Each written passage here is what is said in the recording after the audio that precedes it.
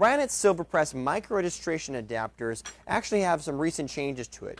Right now we have top and bottom locking knobs to ensure you get a real nice tight lock with your registration. Also, to make sure that your press stays in register, you want to make sure that your nylon bolts are tightly and snug here, so when the arm comes down, everything is very nice and snug and you have no room for the arm to move back and forth.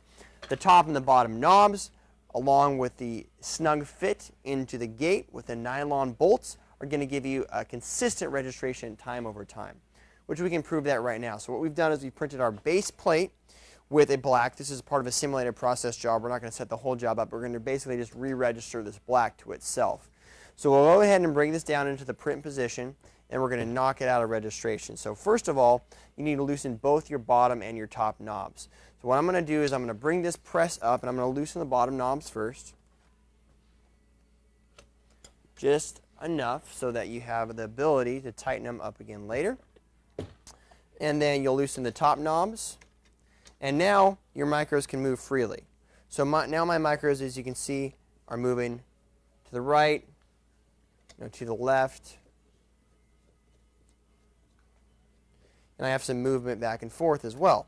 So you have an XY access micro, and I can come in here and I can now, I'm going to dial the press back to where it needs to be at. These micros actually work very accurately. So now I'm over there.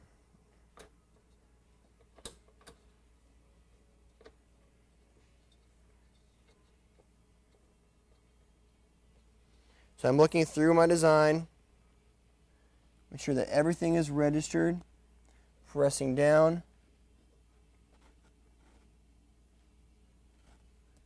Sure that I'm in registration completely.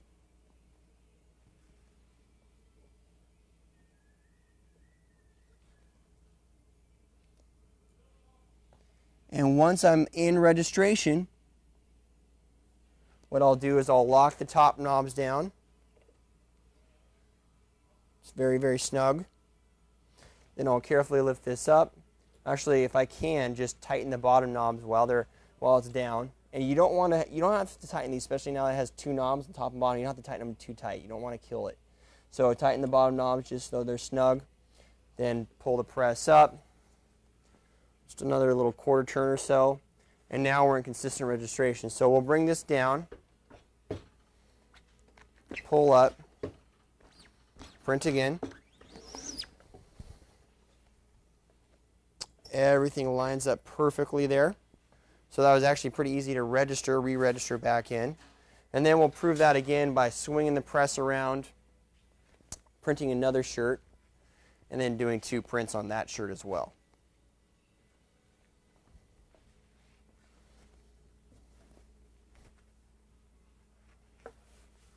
So we're going to be doing a push print with this guy right here.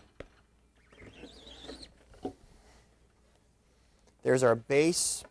We'll rotate this underneath a flash dryer.